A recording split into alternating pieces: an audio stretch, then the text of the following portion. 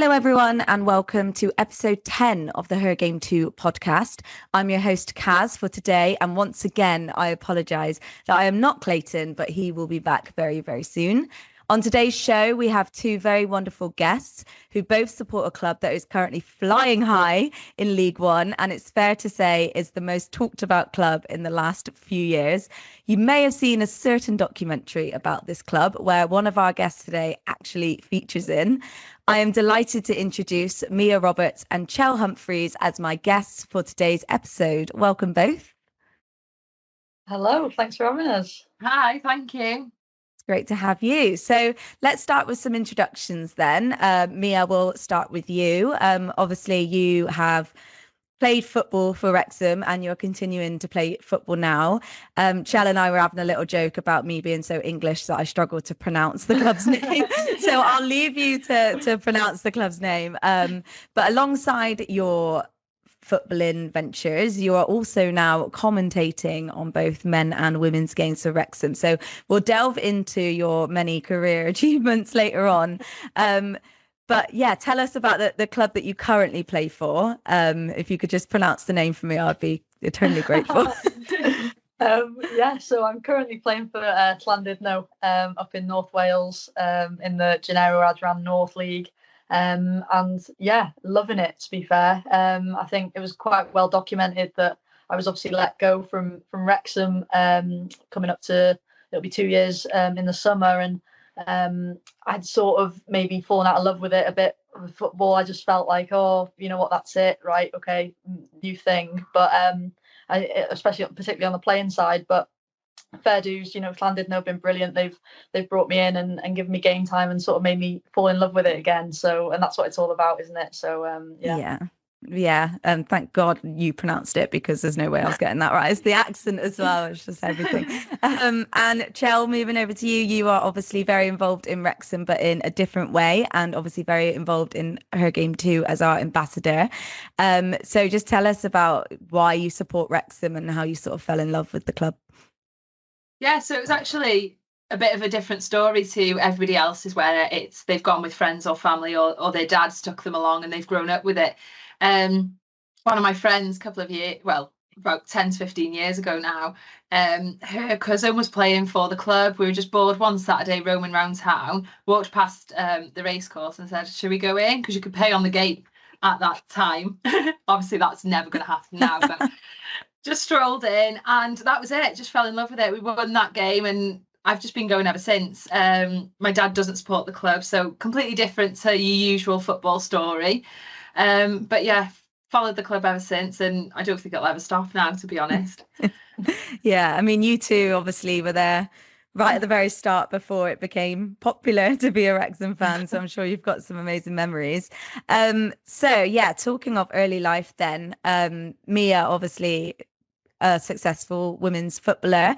Can you just talk about what you remember? What were your first memories of becoming a footballer? And for me, I used to play as well, not at the same level as you, but I used to play. And I always remembered sort of like the barriers that women face when trying to play. And there would be times where like the pitch wouldn't be available because the boys had it or the opposition couldn't field a team.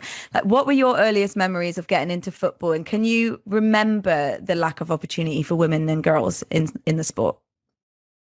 I think it's a really interesting one because, I've spoken about it quite a lot fairly recently. And I think you do remember it being difficult, but you sort of don't have that chance to maybe overthink it, because you've just got to go, well, I want to play, so I'm going to just force myself to get into these maybe harder situations. And for me, I was very lucky in the fact I've got a very football orientated family, and very sort of more on the male side with cousins and whatever. So it was always you play with the boys, and that for me was never sort of like a bit of, oh God, I've got to play with the lads sort of thing.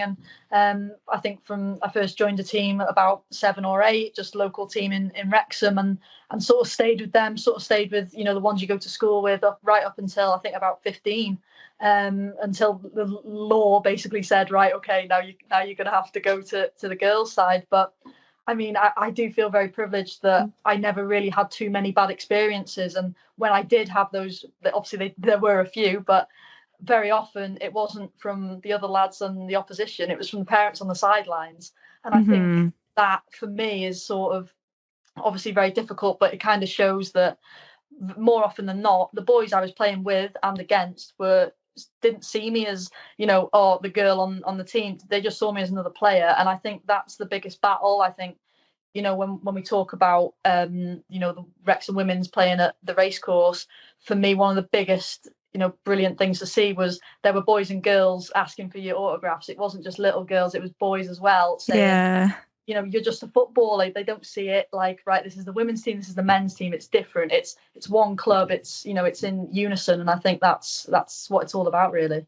Yeah, that's so lovely. We speak a lot about male allies and starting them young, getting them understanding. I know I've spoke about it on this pod before, but we still unfortunately do get a lot of reports from the playground, like where girls have sort of been bullied off the playground because the boys have got this toxic mindset that girls don't belong in football. Obviously, they're getting it from the generation above. We know that. But it's interesting what you say about coaches as well, because again, we get a fair amount of reports through about coaches on the sideline, especially in like mixed teams, and the comments towards the girls, or just small things like, oh, you're running like a girl to the boys, like when it's in a mixed team. And it's just, it really disheartens the girls that feel like they're doing well and they're playing like the same game. And at that age it shouldn't matter, like there is no physical advantage. So yeah, it's really interesting, and obviously it's sad that we're still trying to weed out those sorts of behaviors. But I'm surprised we've got this far without name dropping, because your dad was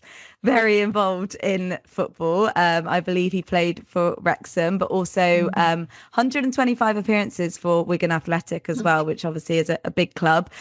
Came back to Wrexham later on. So obviously growing up, you had a dad who was playing professionally. Like, how was that for you as a young girl, seeing your dad on the main stage? I think you don't really think other people, it was just his job. And for me, that was just always part of it. And there were obviously pros, there were obviously lows to it in the fact that he was away a lot and, you know, stuff that comes with that. But obviously when he was at Wrexham, I remember from a young age being around the changing rooms, you know, seeing same faces that are still there today, which is brilliant. I love the fact that there's staff who were there 15, 20 years ago that are still there today, which I think sums up a lot of good things that are happening at the club right now. But it was really special. I mean, he played for Wrexham, my uncle played for Wrexham, but more importantly, a lot of people don't know, my great auntie was actually capped for Wales as well. Oh, so no way. Wow. It's quite a cool fact. I always like to try and see it in. Yeah. But, that's another thing I think growing up, when maybe a few people would say, oh, girls playing football, my dad or family members would always say to you, well, your Auntie Mai's played for Wales. So that was always something I think that maybe from a young age is instilled in you and makes you go, well, Auntie Mai's done it, and you know, she's still playing golf every weekend or whatever. So it's definitely in the blood, maybe. Yeah, that is really cool, and it's very her game too, that, isn't it? To, you know, name drop that. It was really, really cool. Yeah, no wonder that you got your football boots on, because it sounds like you were surrounded by it growing up, which is great. And it's really important that you had that opportunity. Chel, probably a bit before your time when Mia's dad was playing for Wrexham. I don't suppose you've got any memories. But do you ever hear about legends that used to play for Wrexham, obviously before Wrexham became the Wrexham they are today? Like, what's the vibe like around the stadium? Oh yeah, definitely. You know, we always see Joey Jones around the ground. He is a huge club legend, and we've got in the boxes and the hospitality, you always just see the club legends just walking around, chatting to people, having pictures with everyone. So it's not even just the present, it's all about the past. But we got moved season ticket, our seats got moved since the takeover, and we're actually now by Mia and her dad. And I remember sitting down and I was like, Joe, that's Neil Roberts, like that's Neil and Mia Roberts. And I was like, that's a club legend. And now we just like sit next to each other and like, hiya, like completely normal. But it is like, you know, everyone loves the legends, like they're never forgotten, and I don't think they ever will be. It's a part of our history, and it's got us to where we are today. Yeah, I think with every club you hear the names, don't you? Like, even if you weren't around, there's so many players that I know at Rovers that I've heard of, but I wasn't around to watch them play, but I know exactly who they are, and how well loved they are. So Chel, would you say that like at Wrexham, despite the takeover and all the attention that you now get, that it still feels very real and that you've still got that sort of like original Wrexham like at the heart of the club? Yeah, definitely. Even, you know, with the men's and the women's squad, they try and keep it just a really community-based team. And you've even seen, you know, Rob and Ryan aren't just focusing on the football club, which you see a lot of football owners doing, but they're going a bit wider and going into the town and trying to delve into that community and try and better the community, which, you know, since the takeover, we've now become a city. And not that it was a direct effect, but it's definitely, you know, it helps the town as a whole. But we are still a very community-based club, and it's just still got that feeling to it. Yeah, no, that's great. I'm glad you have, because there is that worry that you'd get a bit too Hollywood, but it doesn't seem like that's the case. So Mia, obviously, watching your dad play at Wrexham, being a Wrexham fan, how did it feel when you actually got signed for Wrexham yourself and you got to play for the club? Yeah, it was super special. There were actually like 2 stints really. I signed from first pretty much straight after I left boys football, just because I needed to be playing, and that was obviously the sort of closest club I could get, being in Wrexham. But at that point, obviously that was pre-takeover, and it was very much of a development sort of foundation club, you know, wasn't necessarily attached to what it is now. And I stayed there for a few months and trained, and Steve Dale was actually my coach when I was there the first time as well. And a number of names who are there now were there as well. And yeah, we weren't in the league. It was just a bit of a, you know, more of a training based thing. But still, I remember getting the email saying you'd passed the trials and you're invited back, and just being like, oh my god. But yeah, and then I ended up moving on, actually, just because I wanted to be playing competitive games. I just thought that's how I'd develop and push myself on. And then fast forward a couple of years, obviously the takeover sort of happened. I was at TNS at the time. I remember being in the car actually on the way back home from training when the news broke that Rob and Ryan were interested, and suddenly thinking, oh my god, I'm at the wrong club, on the wrong side of the border. But no, I'd obviously still had contacts at the club as well, people like Gemma Owen. And when they announced the new under-19 setup, I was sort of straight on it. I think I might have been first one to maybe sign up. And then yeah, obviously trialed for that, and yeah, got in, and that was unbelievable. I mean, talk about legends, you know, someone like Gareth Owen to be your coach. Yeah. It's super special, and Gemma Owen obviously as well. I mean, I've known Gemma since I was about 4 or 5, when she used to come to the primary schools and do the coaching for the community club, all the community stuff. So, you know, for all that to happen, it is a bit, that in itself's a bit sort of Hollywood movie like, I guess. But yeah, super special. And then, you know, what happened after that, I mean, yeah, I talk about it still, and it hasn't sunk in, so I don't know when that is ever, if it will sink in really, because it is just surreal. And yeah, just honestly just unreal. I struggle to put it into words. Yeah, it's really cool. It feels like a proper journey, like everything with women's football at the moment, isn't it? Like, as much as I'm furious that women have been set back for so many years, and it's taken until now for them to get the respect that they deserve. Well, but not even fully at the respect they deserve, but it's much, much better than it has been. But I am also very glad that I'm living in this history that's being made. So seeing the rise of the Lionesses in particular, but seeing how women's football is growing, and obviously Wrexham being able to play at the main stadium as well, which is really, really exciting. And that is the Chel, help me out, Cae Ras. And that's the Wrexham stadium, just to clarify, right? Okay, good. Yeah. Just like my pronunciation. So for Wrexham Women to then be able to play, and Mia yourself being able to play there, how was that moment for you, knowing that your dad had done that, and then suddenly you're on this main stage, like going through this journey as a female footballer, and history being made right before your eyes, but being a part of it? Like, how did that feel? Well, the women's side did, I think it might have been a pre-season game early on that season, and bear in mind I was still with the 19s then, so didn't quite make it to that. But I don't actually think they sold tickets for that. I think it was behind closed doors. But after that, we were all sort of biting at the bit, saying, "Well, come on, they've let us on it at once. Can they, get us on it for a league game or a cup game or anything? Just if the men's gets called off, we'll go on it. We'll play on it. It doesn't matter what, like if Charles messed up the pitch or whatever, we're not bothered." And then it came to Gemma. I remember her saying, "Right, we've got our opportunity. We're going to be playing." I think it was it penultimate game of the season there or last game of the season, and we were all just like, I can't even tell you how buzzing everyone was. It was unbelievable. And when they then announced the ticket sales week by week, they sort of did it in little blocks where they'd say, right, we've hit the 1,000 mark, 2,000 mark. I mean, I would have played in front of no one. I wasn't too bothered.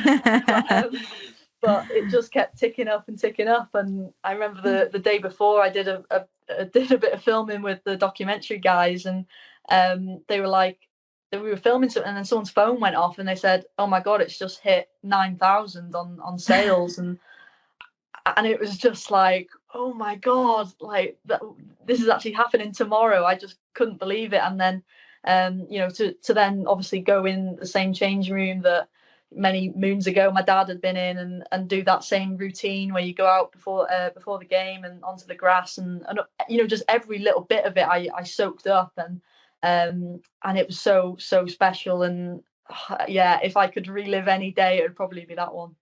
Yeah, it's like you said, the full access to everything as well, the whole experience of getting the main changing rooms and being able to walk out the tunnel to a crowd and play on the main pitch. Like, it's why have women been so deprived of that experience for so many years? And Chel, for you as the Her Game 2 ambassador, how important is it for you and for the fans to see Wrexham women given these opportunities and being visible on the main stage? Yeah, it's massive. We've never experienced it before until recently.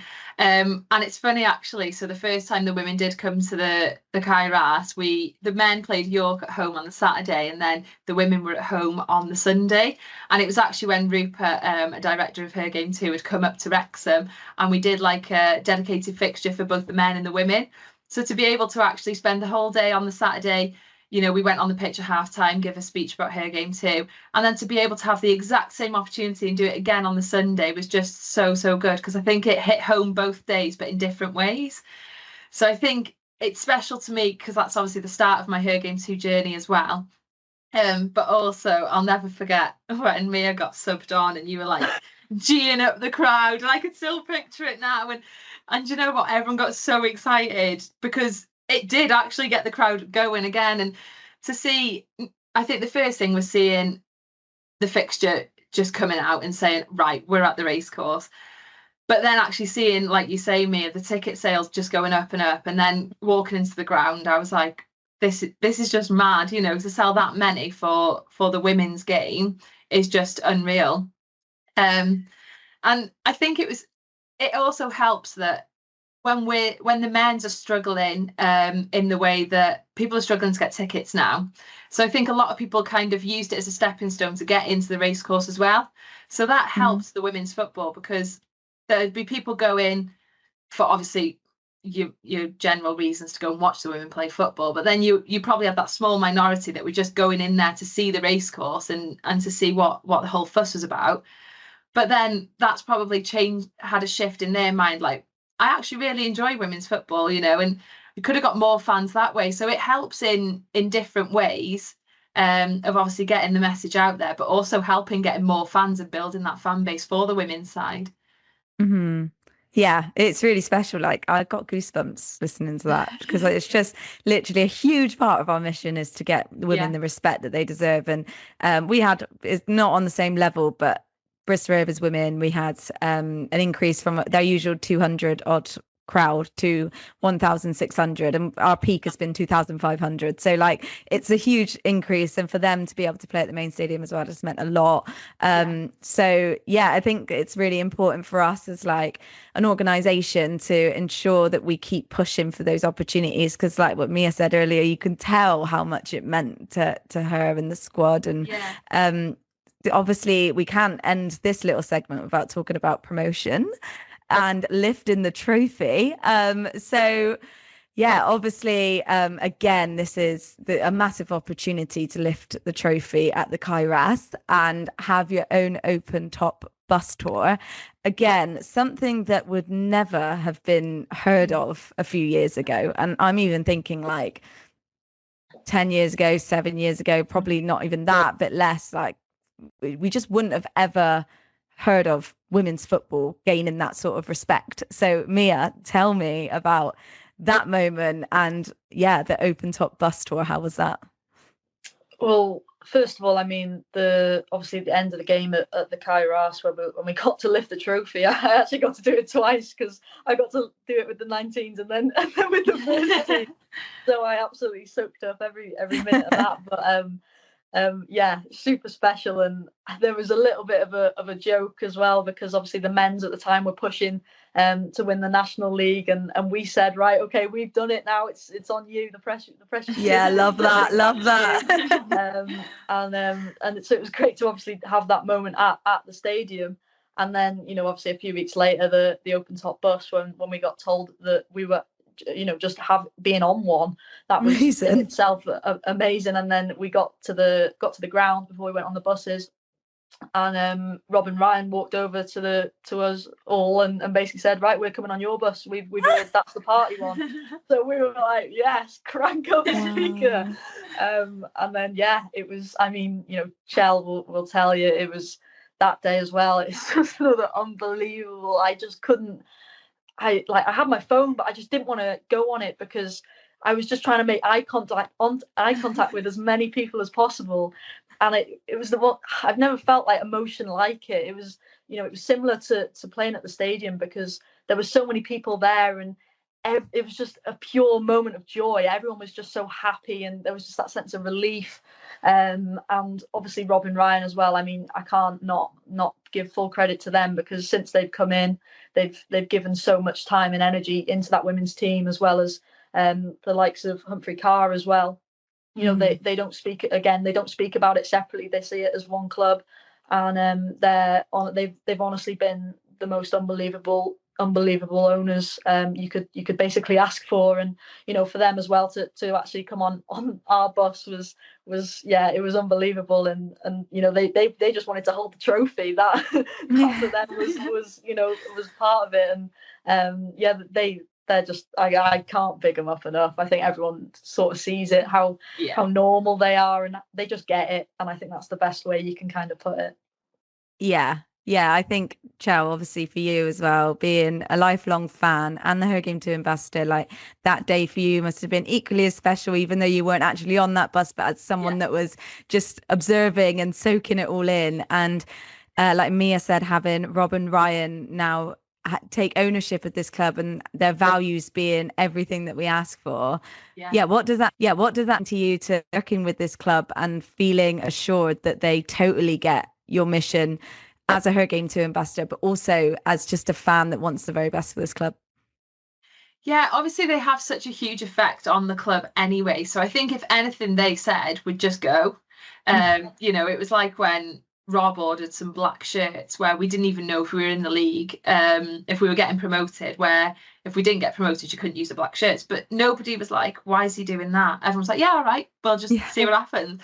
And I think that's the same with anything they say. Everyone's got trust in the owners, and like Mia said, they're so down to earth. They've got the best interests of the club at their heart. So I think as well, having them on board with the women's side, but also, any fan, like, their mission is to get anybody involved in the club, whether they're male, female, young, old, from any different background, and that's always been their mission anyway.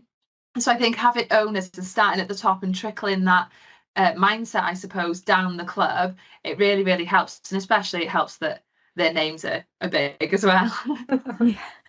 Yeah, definitely. It is that influence, isn't it? So as soon as they were saying, right, we're going on the women's open top bus, suddenly everyone's like, oh, right, they're doing that. Why shouldn't we be doing the same? They're making it cool to support women's football, because it is cool. Like, people need to just treat it with respect. And I always say, at the end of the day, it's your hometown. So if you support your hometown, you support your country, whether it's men or women, support both. And let's face it, like, everyone will be much happier if everyone just stopped trying to compare the two and just support every single person that wants to play football. So Rob and Ryan, obviously, huge moment when they decided to take over Wrexham, and it's gained a lot of media attention. As you know, Wrexham obviously get so much of the spotlight since, but it was good to hear earlier that as a fan you don't feel that this is obviously taken away anything, but the documentary has been a huge hit, and everyone that I work with has watched it. You know, people that don't even like football have watched it purely because it's Ryan Reynolds. So it's interesting, like seeing that spotlight sort of shine on your club when the club was so little before, when you were growing up supporting them. They weren't that big of a deal, and now they're a huge deal. So what were your, Mia, we'll start with you. Like, what were your thoughts on the documentary? Like when it first came out, and obviously you were in it. So how did you feel being asked to be included? Were you anxious about being on the big screen, being on Netflix? Like, how was that whole experience for you? I've got to say, when they first announced they were doing it, I was a bit apprehensive because I've watched ones like the Sunderland one where I thought, I think the Sunderland one is great. It's fantastic telly, but in moments they pick out a few staff, a few fans, and it's more of a mockumentary. Yeah. And I think that my worry was, I don't want it to look like The Office or something. And then I watched season 1 and was utterly blown away. I mean, that first episode of season 1, when I'm pretty sure it's the first episode when Rob and Ryan first go onto the pitch. I think it's one that, I mean, I'm totally biased, but I think it's such an amazing piece of television that they've managed to capture there. And then obviously season 2 they wanted to get the women's team involved, and basically just came down to a training session, stuck a few mics on all of us, and sort of picked out a few of us. And obviously with my ties, I was bound to be asked, I'm afraid, but and then ended up just doing a few interviews, and you sort of think at that point, right, it's not going to get used. I haven't said much of use there and whatever, and then suddenly you see your face on the trailer and it's a bit of a, oh no, right, okay, that's not on the editing room floor. But to be fair, I mean, all the documentary guys as well, the people on the ground, they're great people. They're really, really lovely people. That you get the privilege to get to know because they're just always in Wrexham. Lucky them. Yeah. And they work so hard to pick out these little stories and find these narratives of people not just connected, not just at the club, in a contract sense, I guess, but also those who just go to the game with their family and they find these little stories. Look at people like Millie Tipping, who's just an unbelievable little superstar. So yeah, they've done a really nice job with it, and they're continuing to, because there's you look around that stadium, there's so many people in there with their own stories to tell. Yeah, it's brilliant. And Chel, for you, like seeing your little old Wrexham suddenly blow up and have a whole Netflix documentary, do you feel emotional watching it? Oh God, definitely. Especially, I didn't for ages watch the first season, the end of it, because obviously we missed out on promotion, and I just couldn't watch it for ages. I'd seen clips on Twitter and everything, and I was like, I can't. And I watched it and I just sobbed through the whole thing. But it's not just the football as well, like Mia said, they've got the Gresford disaster, which we always get hate that we've got no history and we're another Man City or Salford or whatever. But I think if you really watch that documentary, it does show that the town and the football club has actually got a huge history, and we actually deserve this. I am biased, but we do deserve it. So I think the documentary was good in that sense, that it brings the town into it and our history, and it does show this story that if people want to listen, they can see our history there. But it's just so emotional seeing, or I'm like, oh, I know that person, or oh, look at that cafe on the corner, like what the hell. And then you obviously go to the turf now. If you went on a Saturday before, it would have been the usual football lot, or if you go in the week, it's absolutely just your locals, quite quiet. And then you go on a Saturday and you're seeing people vlogging or filming, or you're seeing the documentary crew, and you're like, I just never thought this would happen, but it's just so good for the club. I love watching it. Honestly, I couldn't even picture that happening to me. I mean, like Bristol Rovers have been like between League One and League Two for like my whole life, and always been a bit tin pot, so to speak. And we've never really had any form of glamour about us ever. And the thought of us getting taken over and then suddenly having a Netflix documentary just seems like a whole nother world. So I can't imagine how you both feel, just sort of seeing your little club sort of grow and explode essentially, and be absolutely everywhere, and everyone globally wanting to talk about it. It's not even like in England and Wales, it's everywhere. So yeah, I think it's really cool to experience that. And obviously, like you said, you're very grateful to have such brilliant owners, because we know, Chel, on her game too, how important it is to have owners that align with our values. So on the back of the documentary, Mia, and your involvement in it, did it help you sort of grow your confidence? Because now you're commentating not just on the women's games, but the men's games as well. And I'm really interested in this segment actually, because we can't really beat around the bush with the amount of fragile men that are very vocal about their thoughts on female pundits or women that dare to speak about football, because of course we've never played the men's game, and we couldn't possibly have a brain that can figure out if it was a good pass or a good goal or great skills or whatever. It's just like, it's tiring, and we all know it's there, and unfortunately people with millions of followers are vocalizing those views. So yeah, how did that, it was quite a small segment like you said, but how did that sort of grow your confidence, and how did you gain the confidence to then go into commentary, and how does it make you feel sort of knowing that these people are expressing their views this way? I think, first of all, the documentary itself massively helped me, not just from a confidence point of view, but in many ways. I think it's not often you get to sit in front of people and talk about yourself, and it's sort of, I mean, it's a bit cliche, but it was sort of therapy. Yeah.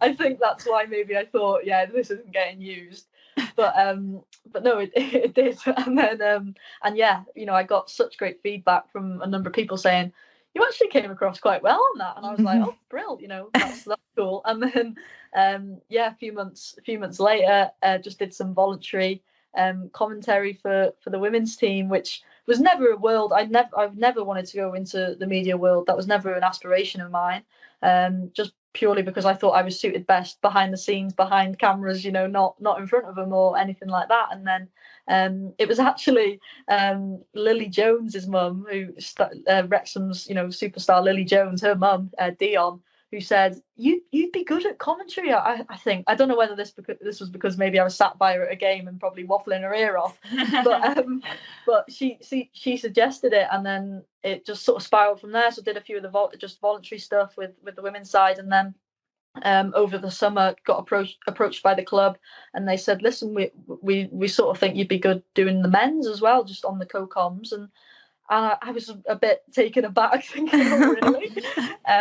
But fair play, they put their trust in me, and I think sometimes people think, oh, she's applied for it, she's only got there because of her dad, and that's people are always going to say that, and that's something I've always tried to really fight against. But even when playing, I trialed like everyone else to play. I didn't go in and say, right, oh, my dad's played for him, so that means I have to. It doesn't work like that.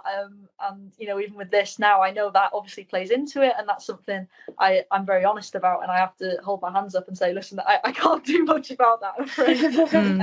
But no, that's obviously something I'm very proud to say, and yeah, I'm very lucky that the club have put that faith in me to do this role now, and it's something that is brilliant. But obviously with that comes negativity and people who disagree with what I say. But I've been very lucky to speak to a number of people in the football world.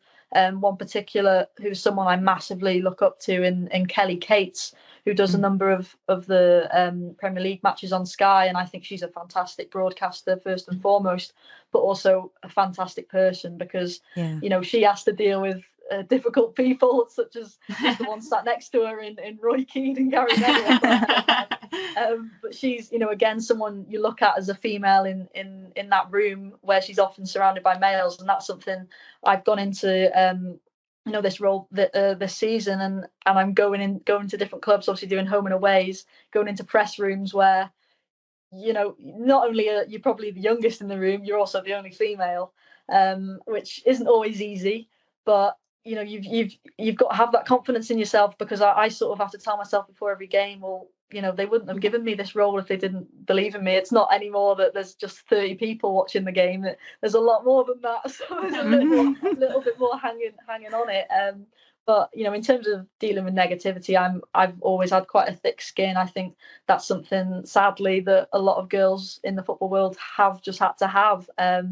Which shouldn't be the case. It really shouldn't. But that's just how it is. And I get a lot of lovely messages as well. So I just focus on them. And I've got a great group of people around me in terms of family and friends who are always there to support me too. Yeah, I literally think that's incredible. It's I say it's so brave, and me and Chel are just like batting these people away with her game too, and like trying to weed out the misogynists one by one. But I think like it's a bit of another level to put yourself out there, sort of globally, sort of knowing that you're gonna get those people that criticize purely because you are a woman. We know often a lot of the comments that we read, Chel, with her game too, it's never really any good reason besides the fact that they don't like a woman speaking about the men's game. So yeah, I mean, it's brilliant. And I think we do need more people like you. And Kelly Cates, absolutely love her. We met her, me and Rupert met her at a conference, and I screamed when she said she'd heard of her game too. I couldn't believe it. So yeah, she is brilliant. And women in this space are still so few. Sheridan Robbins is sort of just a local Radio Bristol, sort of in my area, and she's brilliant as well, but fortunately faces the same thing of people just abusing her because she's a woman and they just don't want a woman's voice on it. And what we need to keep doing is just keep doing it, because we need to normalize it. And Chel, I guess with your role as an ambassador, and we've spoke about this internally with the campaign, it's getting into that next generation and the current, but more so the next, because that we want to educate from a young age. We want boys to see women in the football space, in men's football space, and see it as normal. We don't want to see this divide between men's sports and women's sports. We want everyone to look at it and be like, yeah, that's great. Everyone's playing football and it's great. And there's no one that doesn't deserve to be there. Everyone deserves to be there. So yeah, with your role as an ambassador, obviously it's really important. I know you've hyped me up in the group chat a lot whenever she's done her comms. So for you, yeah, how important is it that we push this normality of having women's voices in the space to the next generation of young boys? Yeah, definitely. I think, if you start young, you just grow up with that belief, and then you help everybody else have that belief as well. So I think when you do start them young, that's the core of the problem, isn't it? We're starting off fresh and we're getting there. But I think now, I would never be able to imagine turning Wrexham on the telly, because we were in too low of a league to even be on the telly to start with. But then also imagine turning it on and then there's a male voice and a women's voice. Like, that's completely unheard of in my past. So now for little ones to just be watching the game when they can't get there, or if they do just watch the games on the telly rather than going there, and it'd just be completely normal for them to have, Andy Morrell, Mia Roberts and Mark Griffiths, all that have appeared on the documentary. They're all co-commentators, and they've all got something to do with the club. So it's not just, it just keeps that community vibe in it as well, because you're keeping a little bit of everyone from a different background as well. So yeah, it's massive. And just having Mia on the co-coms as well, that's going to help the future Wrexham fans as well. Yeah, and globally, like I said, I keep saying globally, but it's true. Like it's all over the world, isn't it? People hearing your voice, Mia, and like people hearing it and seeing it as normal is only going to help the future of women that want to do similar roles. So yeah, I think it's brilliant. And again, growing up for me, and probably the same for both of you, is I never had like a lioness to look up to, and I think visibility is so key. With Her Game Too, we partner with pubs to make sure that women's football is screened in the venues, because people just need to see it, and the more it just gets into their brain as being normal, then the better chance we all have. So yeah, Mia, obviously you grew up as a footballer. Would you say it's fair that you had the same experience? Most of your footballing idols are probably men like me. I had like the male Bristol Rovers players to look up to, or like David Beckham, never a woman. And how important do you think it is to have campaigns like Her Game Too that are pushing for the normalization of women's voices and visibility in this space?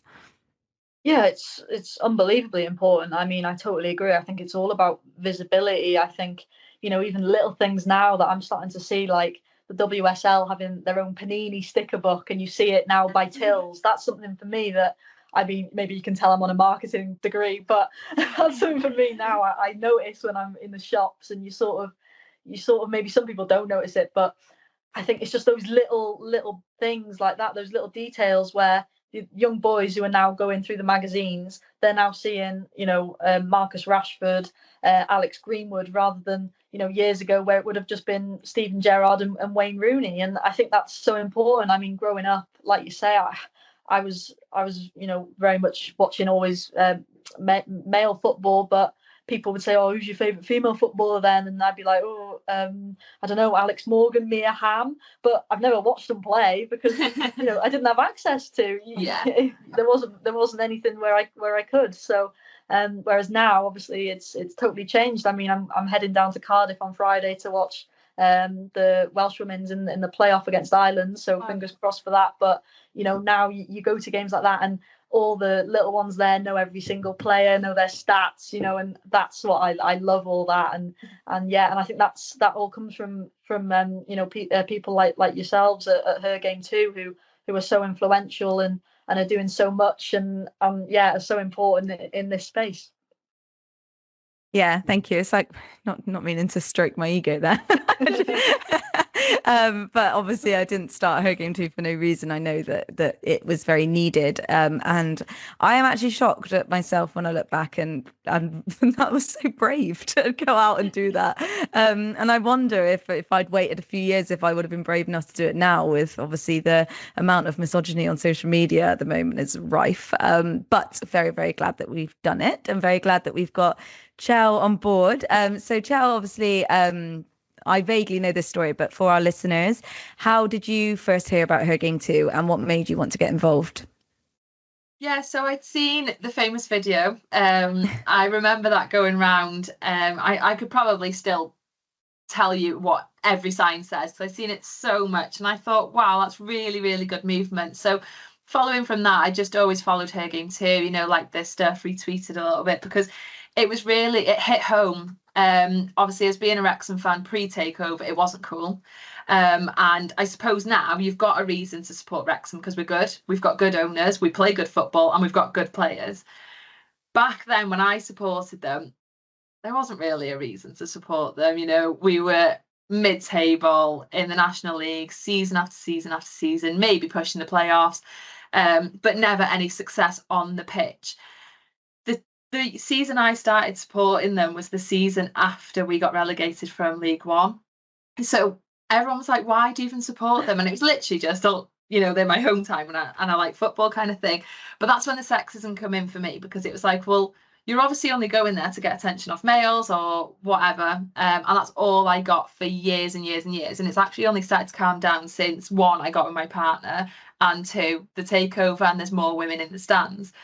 So for me, when I seen that movement for Her Game Too, it really hit home, because I was like, wow, every single thing I'd seen on that video, I've heard in the ground or on social media aimed at me. So I'm very vocal on social media at the moment with my football, love chatting about football on social media. Back then, I would never say boo to a goose on social media, because if I posted something about the football, that was it was all on it. So going from not even posting on social media to seeing this huge campaign about sexism in football was just massive for me. And that's when I just followed him, retweeted everything, and just really got involved from a spectator's kind of perspective. And then I think I got a message from, I think it was Jade, the Charlton ambassador, and she was like, there's no ambassador for Wrexham, you do know that, don't you? And I was like, right, let's get on it then. And then it all stemmed from there. But I started as a Her Game Too Cymru, the Welsh side of Her Game Too, started as an ambassador from there. And I think that was that first weekend that I spoke about earlier, when we did the men's fixture on the Saturday and the women's fixture on the Sunday. And we had so many people approaching us saying, what's this? What's her game too? Because not that many people had heard of it in North Wales.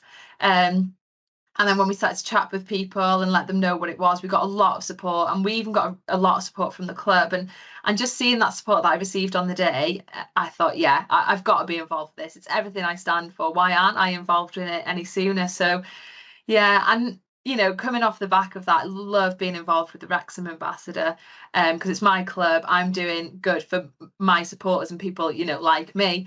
But also the Her Game Too Cymru side of things. I've been going to tournaments where, you know, little girls are playing in, and it's just been so good. It's just so wholesome. It's nothing what I expected it to be like, but I'm just really proud to be a part of it, to be honest. Mm-hmm. Yeah, and I remember you squealing when you got that role. It's lovely, I guess, to like someone who founded the organization, to have so many women come forward and say, yes, I want to fight this battle with you. It meant a lot to me, obviously, at the start, to have so much support, but to have now, what have we got, over 100 ambassadors for several different clubs that are all just willing to put a shift in, totally unpaid, in their spare time, to just make a positive difference for women and girls. And it is all based on, like you said, Chel, our own experiences. And that's what I think is quite unique about Her Game Too, is that we are just making a change for people like ourselves, and it's all just things that we've lived through and that we don't want anyone else to go through. So it's obviously going to take time, and we will get there. But I feel like in the last 3 years, it's just been, it's rocketed, and we've seen those positive differences. And like I said, those moments with Mia and the team at the main stadium and the open bus tour and everything, it's just, yeah, it's incredible, and it's great to be a part of. Although it should have happened sooner, but you know, happy to be a part of it. So what we'll do, just to sort of wrap up, we've got a quick fire round, which was Chel's idea. But Sorry in advance. No, Chel, I've written some for you as well, which you have no idea about. Oh, So yeah. I thought I'd get her back, Mia. So 1-1. they are like easy questions. I'm sure you'll be able to answer. So yeah, I'll just rattle through 7 questions, quick fire. So just your first from the heart answers. No pressure. You ready for this? Yeah, let's go. Okay, starting with question 1. How did the poncho, is that how you say it, bank compared to the Cae Ras? Honky Bank. Funky bang. Ponka. Oh no. Mia's like, what is she talking about? Good start. Ponko Bank compared to the Cae Ras. Quick fire, and I've messed it up already. Very different, but you can't beat you know, a good bit of Sunday League standard sort of pitches. And I think that's the girls, you know, never, like, well, I was going to say we never complained, we did complain. We, you know, it's one of those things, but that, I think that really showed. If you saw the quality of that pitch on some Sundays, that showed why, you know, everyone loved that club and why we kept coming back the next week to play again, because it, you know, at times it wasn't great, but all good fun. No. Good at, you did well considering I messed that up so horribly. Next one's a bit easier. Best thing about playing for Wrexham?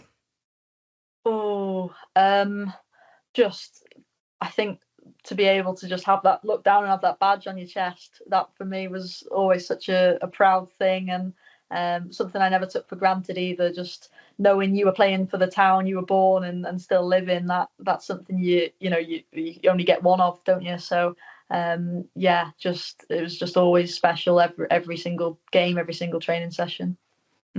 You see Chel just grinning from ear to ear at your answers. It's so sweet. Okay, question 3. Who is the best player you've played with and against? Ooh, played with, I'm gonna have to big up my mate Lily Jones again, because I just honestly, she's one thing in games, but in training as well, she absolutely works her socks off. And for, obviously, she's younger than me by 2 years or 3 years. I think she's 19 now, maybe. Yeah, 19. What a player! What an unbelievable player! And like I say, with her age, she's only going to get better, which is scary. And then against, tough one. I mean, I had to try and mark Rosie Hughes in every training session, for 2 years. That wasn't easy. She's an unbelievable forward, someone who just sniffs out goals and knows exactly where to be in the right moment, right place, right time. Right. I feel like we may have had a spoiler alert for question 4, but we'll see. Who is your favourite player for both the men and the women to watch at Wrexham in the current squad? So one from each. One from each. Women's first. I mean, I've picked up a little too much. I'll give her a minute. I love Katie Sharp, defender. She was there when I made my debut, and she's just an unbelievable human. She's honestly one of the nicest people you could ever meet. She's hilarious as well. She's probably the funniest person in that squad, and she's a good defender too, so that helps. But yeah, she's probably my little fave, well, big fave for the women's side. And then with the men's, absolutely loving Ryan Barnett this year. I think he's been unbelievable, as Chel will tell you. He's just hit another level, and again a great human as well to go alongside that. Nice. Question 5. Who was your footballing idol growing up? Ooh, I did love Andy Morel, because I remember watching him being a player and a manager and just thinking, oh my God, that's amazing. And then he was just, and he scored a lot of goals as well for Wrexham, which was always nice. But I always loved Steven Gerrard. He was always my number one. I know he's not Wrexham, but I just loved him. I thought he was amazing. And just how hard he worked, sort of being that almost, I know he went to LA in the end, but almost being that one club man, that always stuck with me. And yeah, he was always probably number one for me. Right. Your favourite stadium you've ever played at? It's got to be the racecourse. Yeah, it was really special. Like I touched on before, just having your family. I think I had family on each side of the ground. So sweet. It was really special. My 80-year-old nana came out for. She used to go to the game. She was actually at the Wrexham game in, forgive me, I forget the year, but when they played Manchester United just after the Munich air disaster, she was at that game and almost got suspended from school because the headmaster found out and said women shouldn't be at football games and all this. So God. Again, I know, yeah. But she got there. She was in the family. We got her in the family section, and that was just as beautiful to see as it was. I wouldn't have played. I would happily not have played a minute just to see her in the stadium. That was really. Oh, what a crazy story! But again, not surprised. So last one, you'll be grateful for. Your favourite memory at Wrexham? Oh, really tough one. I think. Yeah, it's got to be coming on as a sub on that day. And just, I remember getting the nod, from when I was warming up down the line saying, right, Robbo, come on, you're on. I'm thinking, right, okay. Robbo. We were drawing at the time, and I just thought it was Dave Williams, who's still the goalkeeper coach there now. He'd always say, right, come on, get them going. Someone needs to get them going. So I thought, right, okay, I'm gonna do it. And then it sort of unfolded. And then obviously to get on the pitch was brilliant, and then obviously to win the game. So I think that whole day is probably number one. But there's a lot of close seconds. Yeah, I'm sure. No, it sounds brilliant. I wish I was there now. Why was I not there, Chel? Brilliant. Thank you. I realised you were not prepared for any of those, and you answered them brilliantly. So no pressure, Chel, for your quick fire round. Again, 7 questions. Just off the top of my head, thought what might be good for you. So are you ready? Ready. Okay. Question 1: favourite memory since supporting Wrexham ever? It's got to be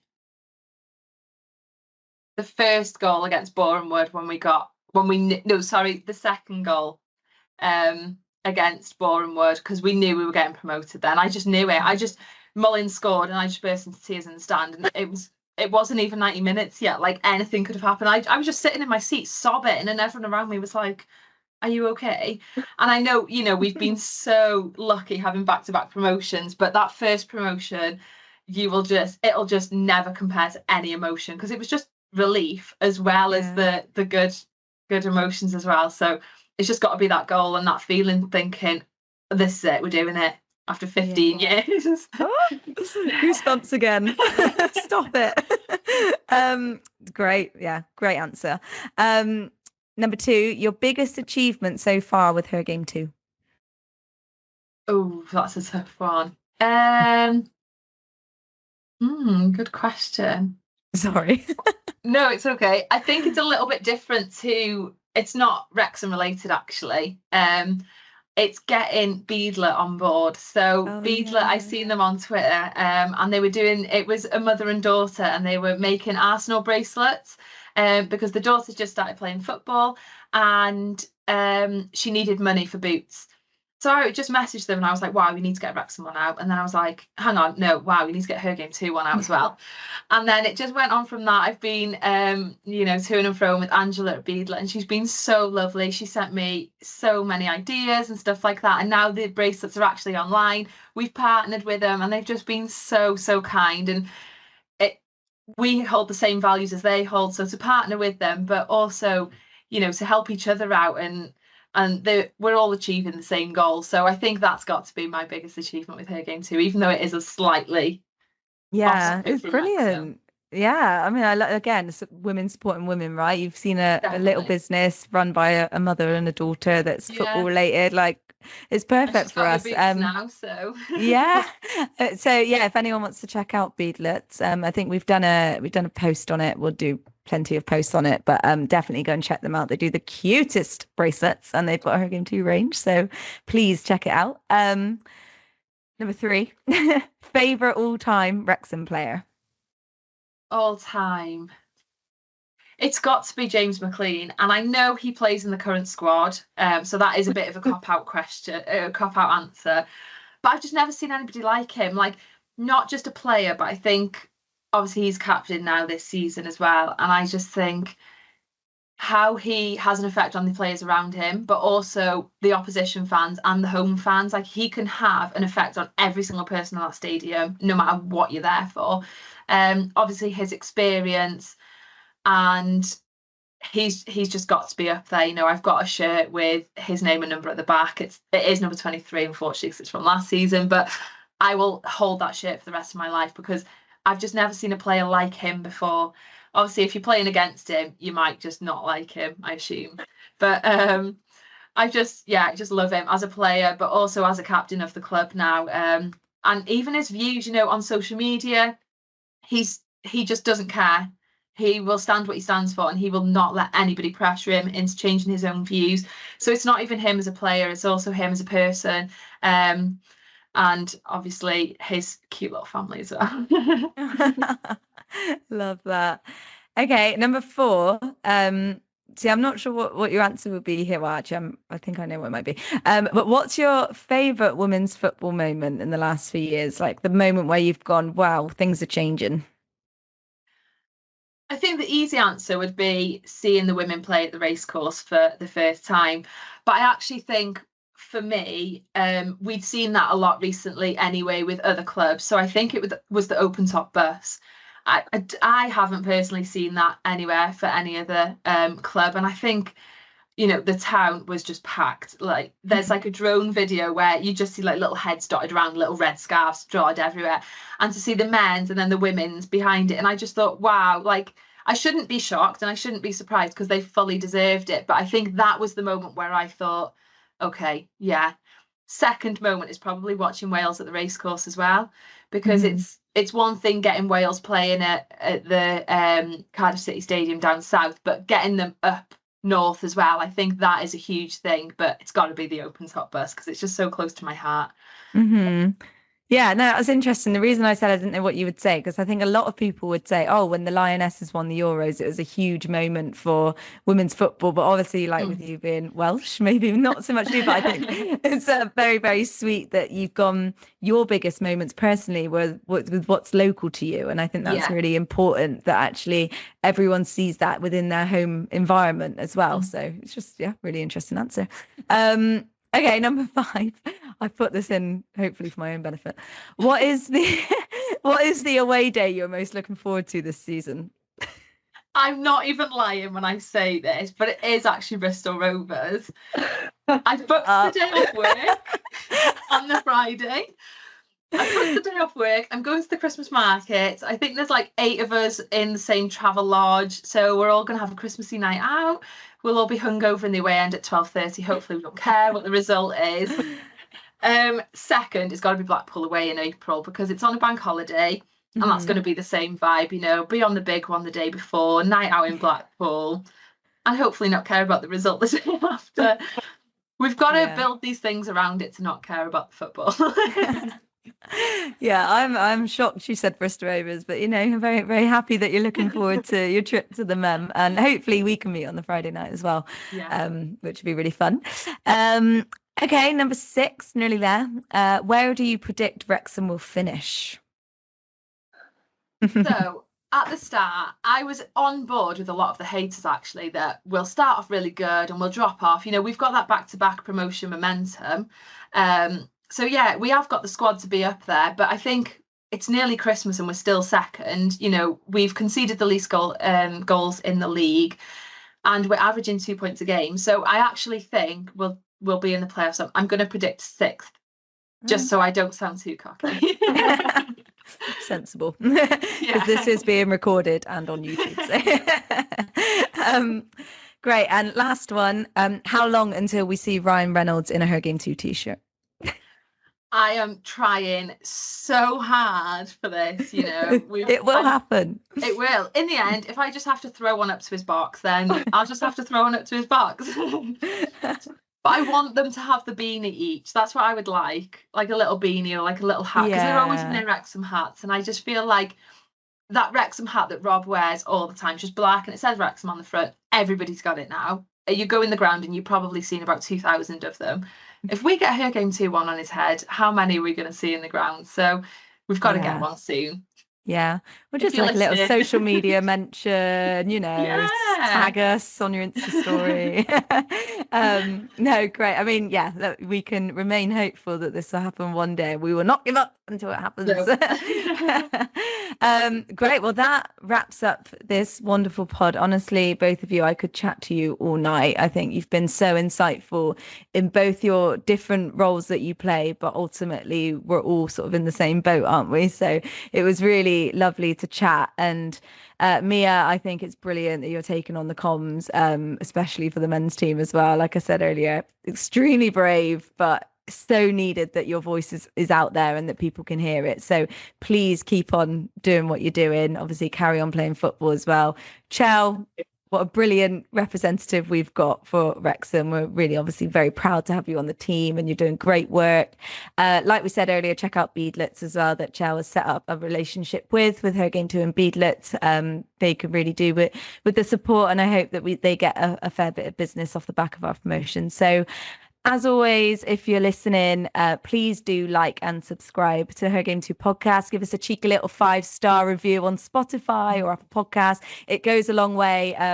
This is only our 10th episode, so you know we're still very new. So trying to get those likes, those subscriptions up, so that we get a bit more credibility, I guess, on this podcast.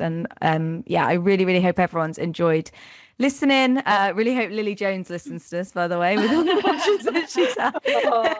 And at least share it, Lily, if you're listening. But anyway, yes, Chel and Mia, thank you so much for joining me tonight. It's been a pleasure.